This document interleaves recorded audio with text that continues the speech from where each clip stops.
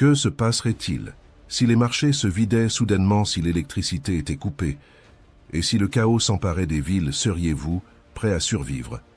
Chaque jour, le monde devient plus instable, et quiconque n'a pas de plan sera pris par surprise. Aujourd'hui, vous découvrirez des stratégies essentielles qui pourraient faire la différence entre être en sécurité ou à la merci de la pénurie.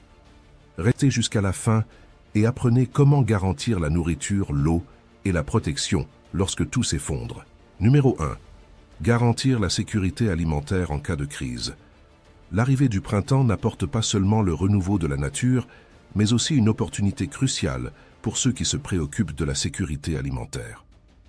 Pour les survivalistes, cette saison ne se résume pas à l'éclosion de fleurs et à des températures douces. Il est temps de s'assurer que les stocks sont prêts et l'une des premières mesures à prendre est d'investir dans la culture de ses propres aliments. En ces temps incertains, se reposer entièrement sur les marchés et les chaînes d'approvisionnement est une erreur qui peut coûter cher.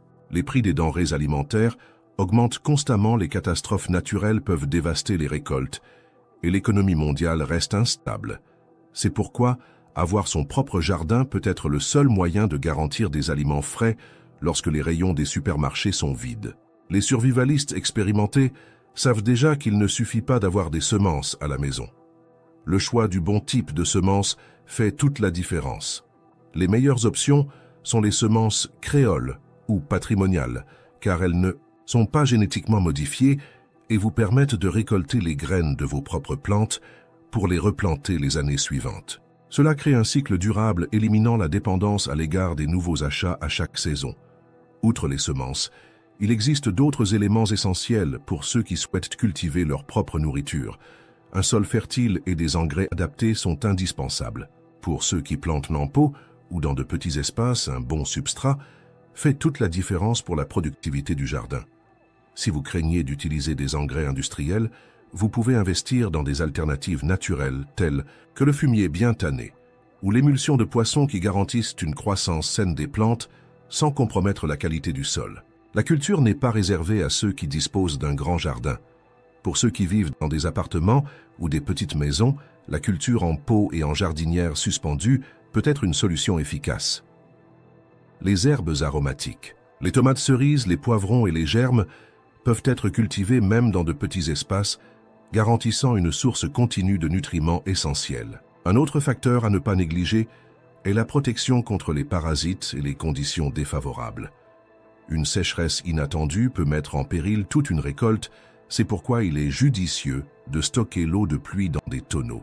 En outre, l'utilisation de moustiquaires et de pièges à insectes naturels permet de protéger les cultures sans avoir recours à des pesticides chimiques agressifs. Le printemps est le moment idéal pour entamer ce processus. Si vous attendez la crise pour décider de cultiver votre propre nourriture, il sera trop tard. Commencez maintenant, garantit les récoltes des mois suivants et réduit votre dépendance à l'égard d'un système qui peut s'effondrer à tout moment. Avez-vous fait des réserves de semences ou voulez-vous risquer votre sécurité alimentaire? En raison de l'incertitude des marchés, numéro 2. Se préparer aux tempêtes et aux pannes d'électricité, des articles essentiels pour les urgences climatiques. Si beaucoup célèbrent le printemps comme une période de renouveau, les survivalistes savent qu'il comporte aussi un risque important, les tempêtes violentes et les coupures d'électricité prolongées. Dans de nombreuses régions, cette saison est marquée par des tempêtes intenses, des tornades et des crues soudaines. Il est donc essentiel que chacun soit prêt à faire face à ces situations avant qu'il ne soit trop tard. La première chose à faire en cas de panne de courant est de s'assurer que l'on dispose de sources d'éclairage fiables. Pendant une panne d'électricité, l'absence de lumière n'est pas seulement une gêne, mais aussi un risque pour la sécurité. Disposer d'une bonne quantité de torches, de lampes frontales et de lampes LED de secours permet d'éviter les accidents et de se déplacer en toute sécurité à l'intérieur. En outre, il est conseillé de disposer des torches dans différentes pièces afin qu'elles soient toujours accessibles en cas de besoin. Un autre élément essentiel est le groupe électrogène. Quiconque possède un générateur à carburant doit s'assurer que l'équipement fonctionne parfaitement et qu'il y a suffisamment d'essence ou de diesel en stock pour faire face aux urgences prolongées. Toutefois, les générateurs solaires sont apparus comme une alternative silencieuse et durable en particulier pour ceux qui souhaitent faire fonctionner au moins les appareils essentiels sans dépendre des combustibles fossiles. Mais l'une des erreurs commises par de nombreuses personnes est d'ignorer ce qui se passe après la tempête. Les dégâts subis par les habitations peuvent être importants, et sans les bons outils, les réparations d'urgence deviennent impossibles. Des bâches solides sont indispensables pour couvrir les toits endommagés et empêcher les infiltrations, tandis que des marteaux, des clous et des planches peuvent être nécessaires pour renforcer les structures compromises. La communication n'est pas non plus à négliger. Lors d'un événement météorologique grave, les réseaux téléphoniques peuvent tomber en panne et l'accès à l'Internet peut être interrompu. Une radio d'urgence, en particulier les modèles, fonctionnant à l'aide d'une manivelle ou de panneaux solaires, vous permet de recevoir des informations sur la situation autour de vous et de savoir quand il est possible de partir en toute sécurité ou quelles sont les zones à éviter. Un autre facteur essentiel en cas d'urgence météorologique est de s'assurer d'un approvisionnement suffisant en eau et en nourriture.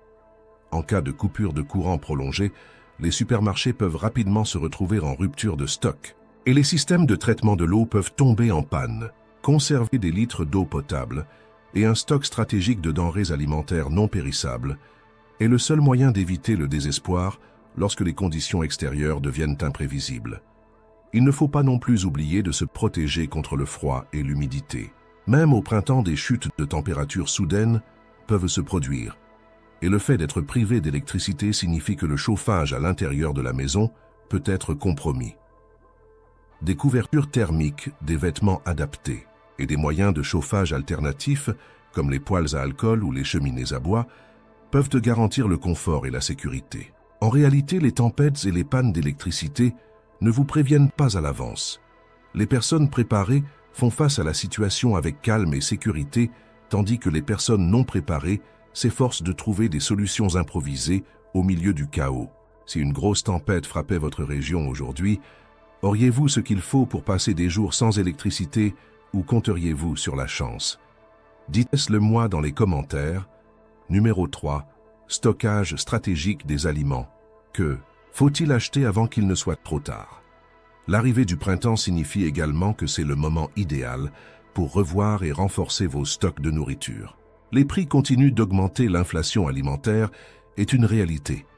Et le scénario mondial étant de plus en plus instable, la sécurisation d'un approvisionnement stratégique pourrait faire la différence entre la sécurité et le désespoir dans les mois à venir. Alors que la plupart des gens font encore aveuglément confiance aux rayons des supermarchés, les survivalistes savent que se fier au système d'approvisionnement moderne est une erreur qui peut coûter cher. La première étape d'une constitution de réserves efficaces consiste à donner la priorité aux aliments à longue durée de vie qui fournissent suffisamment de calories pour vous permettre de subvenir à vos besoins et à ceux de votre famille en cas de crise prolongée. Le riz, les haricots, les lentilles, les pois chiches, le blé, l'avoine et le maïs sont essentiels car ils ont une longue durée de conservation lorsqu'ils sont stockés correctement et constituent une excellente source d'énergie. Mais il ne suffit pas d'acheter ces produits, il faut aussi savoir comment les stocker pour éviter le gaspillage. Un stockage correct des grains et des céréales implique une protection contre l'humidité, la lumière et les parasites. La meilleure façon d'assurer que votre stock dure des années sans se détériorer est d'utiliser des sacs avec absorbeurs, d'oxygène et de stocker le tout dans des seaux en plastique résistants. Cette méthode permet d'éviter la prolifération des insectes et de conserver les aliments en parfait état, même après de longues périodes. Outre les céréales, il est essentiel d'assurer un bon approvisionnement en protéines de longue durée. Les conserves de viande, de thon, de sardines ou encore de haricots noirs et de lentilles peuvent apporter les acides aminés nécessaires à une alimentation équilibrée. Pour ceux qui souhaitent un stock encore plus important, investir dans des viandes lyophilisées peut être un excellent choix car ces aliments se conservent pendant des dizaines d'années sans perdre leur valeur nutritionnelle. Un autre élément que beaucoup de survivalistes négligent, mais qui peut faire toute la différence, ce sont les huiles et les graisses. Sans elles, l'organisme ne peut absorber les vitamines essentielles et la production d'énergie est compromise. L'huile de coco, l'huile d'olive, le beurre clarifié et le saindoux sont des options qui se conservent plus longtemps et qui devraient figurer dans toute réserve alimentaire stratégique. Mais il ne suffit pas d'avoir de la nourriture. Il faut penser à la diversification et à la planification de la consommation. Pour ce faire, il est important d'inclure des conserves et des aliments lyophilisés qui permettent de varier le régime alimentaire et d'éviter ce que l'on appelle la fatigue alimentaire, un problème courant dans les situations de crise prolongée. Les soupes en conserve, les légumes déshydratés, les fruits secs et même le lait en poudre sont essentiels pour maintenir une alimentation équilibrée et garantir un apport adéquat en vitamines et en minéraux. C'est le bon moment pour renforcer vos stocks. Si la crise alimentaire mondiale s'intensifie dans les mois à venir, les prix continueront d'augmenter et la disponibilité de nombreux produits pourrait devenir limitée. Numéro 4. Sécurité de l'eau. Comment garantir l'accès à l'eau potable en toutes circonstances? Alors que de nombreuses personnes concentrent leurs efforts sur la constitution de réserves de nourriture, une grave erreur commise par les débutants dans le monde de la survie est de négliger de stocker de l'eau potable. En cas de crise, la pénurie d'eau peut être mortelle en quelques jours et compter uniquement sur le réseau public est un risque que personne ne peut se permettre de prendre. Disposer d'un plan solide pour obtenir, purifier et stocker l'eau est essentiel pour tout survivaliste. La première étape consiste à constituer une première réserve d'urgence. L'idéal est de stocker au moins 4 litres d'eau par personne et par jour pour la consommation, l'hygiène et la préparation des aliments. Cela signifie qu'une famille de 4 personnes a besoin d'au moins 120 litres d'eau pour une période de 10 jours. La meilleure façon de garantir cette réserve est d'utiliser des gallons d'eau potable scellés ou des barils de stockage adaptés à la consommation humaine. Pour ceux qui souhaitent un système plus robuste, les citernes et les réservoirs de récupération d'eau de pluie sont des alternatives très efficaces et peuvent assurer un approvisionnement continu pendant les périodes de crise prolongées. Mais il ne suffit pas de stocker l'eau. Si une catastrophe interrompt l'approvisionnement ou contamine les sources naturelles, il sera nécessaire de purifier l'eau disponible avant de la consommer. Il existe plusieurs façons de le faire et les survivalistes expérimentés s'assurent toujours d'avoir plusieurs méthodes à leur disposition. L'ébullition est le moyen le plus sûr et le plus fiable d'éliminer les contaminants biologiques. Toutefois, il n'est pas toujours possible d'utiliser de l'essence pour faire bouillir de grandes quantités d'eau chaque jour. C'est pourquoi il est essentiel de disposer de filtres portables à haute efficacité, tels que les modèles à charbon actif et à membrane céramique qui éliminent les bactéries et les particules indésirables. Les purificateurs chimiques, tels que les comprimés de chlore ou d'iode, constituent une autre ressource précieuse. Ils sont légers, faciles à stocker et extrêmement efficaces pour traiter de grandes quantités d'eau. L'eau de Javel non parfumée peut être une alternative en cas d'urgence, à condition d'être utilisée à la bonne dose pour éviter les intoxications. Pour ceux qui recherchent une solution à long terme, les filtres à gravité sont l'une des meilleures options disponibles. Ils ne nécessitent pas d'électricité et sont capables de purifier des milliers de litres d'eau avant que leurs éléments filtrants ne doivent être remplacés. Mais la sécurité de l'eau ne se limite pas à l'obtention et à la purification de l'eau. Il est essentiel de protéger votre approvisionnement en eau contre la contamination. Les barils et les conteneurs doivent être maintenus fermés et protégés des insectes et de la saleté. En outre, il est nécessaire de procéder à une rotation périodique des stocks d'eau afin de s'assurer qu'un approvisionnement sûr et frais est toujours disponible. En réalité, si l'infrastructure s'effondre, ceux qui disposent d'un plan solide pour stocker et purifier l'eau auront un avantage gigantesque sur ceux qui s'en remettront au chaos pour trouver cette ressource essentielle. Si les approvisionnements étaient interrompus aujourd'hui, auriez-vous assez d'eau pour survivre ou seriez-vous à la merci de l'incertitude? Dites-nous dans les commentaires si vous êtes prêts. Numéro 5. Autodéfense et sécurité domestique, protéger ses ressources en temps de crise.